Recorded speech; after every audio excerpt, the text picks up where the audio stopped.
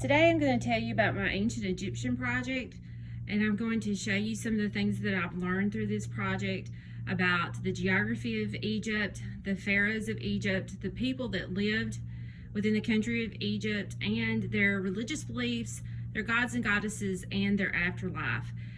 If you will first look over here at the geography of Egypt, you'll notice I have a map here, and the major geographic feature you will see is the Nile River. The Nile River is considered to be the bloodline of Egypt because of the fact that without the Nile River, Egypt probably would not exist. This is what provides the fertile land that sustained the people of Egypt and allowed them to grow their crops and to be able to live in this region. It floods each year. That's where the silt comes from that provides the fertile soil. It also protects them from enemy attacks. It has a series of cataracts that prevent people from being able to sail certain portions of the Nile River. Another unique feature of this Nile River is the fact that it flows south to north instead of north to south, and so it actually empties into the Delta region here to the north and empties into the Mediterranean Sea. Another thing that we did within this project is we studied the pharaohs of Egypt. The pharaohs are the kings of Egypt, the rulers of this time period. They believed that they were descended from the god Ra.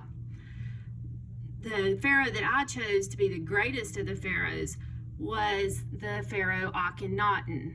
Akhenaten was a great pharaoh because of the fact that he wanted to change the Egyptian people from being polytheistic to monotheistic. He wanted them to worship only one God. Some religious scholars believe that he possibly could have been the pharaoh during the time period of Joseph, Joseph from the Old Testament in the Bible, and he wanted them to worship a god called Aten. And so he had once been called Amenhotep. He changes his name to Akhenaten. He's also known as a religious rebel.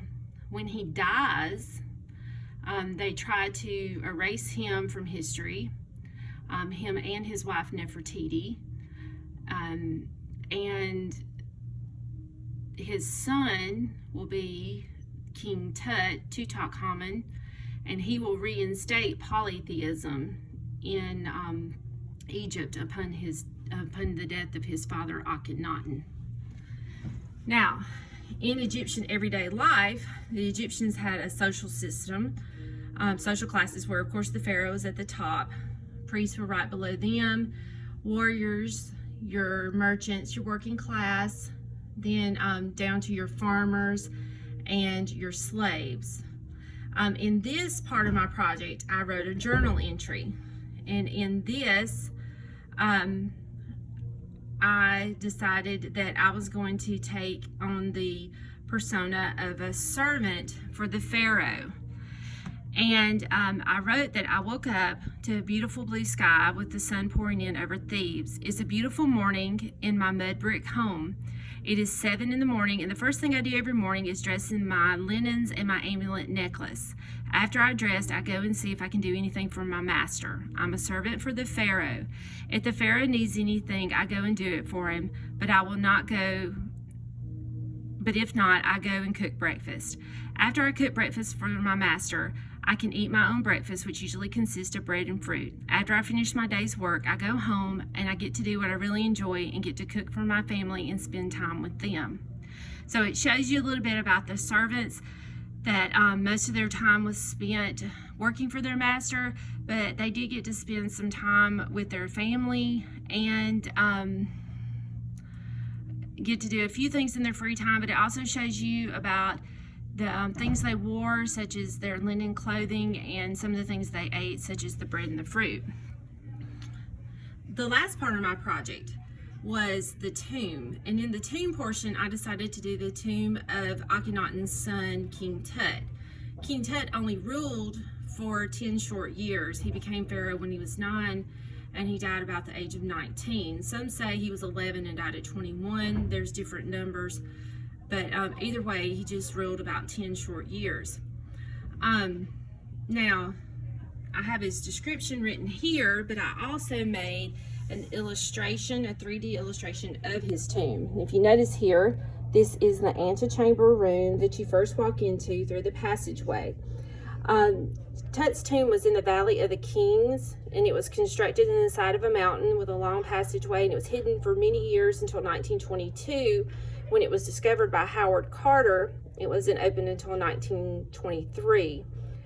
And when it was opened then, it had been undiscovered for thousands of years, and it's the only tomb that was ever found fully intact because of the fact it was so well hidden. The first room you walked into was the antechamber, and within the antechamber there was a lot of pieces of furniture. There was a chariot, a lot of wheels and things that were included in there, and that was the first room that Howard Carter walked into. Another thing that I read about was the fact that there was a lot of mold and things within this room, and some of the first people that walked in there, it's speculated that they might have contracted a disease from breathing in that air, and they passed away within just a few short years after that. The most magnificent room within Tut's tomb was his burial chamber. Within the walls of the burial chamber, you see the opening of the mouth ceremony.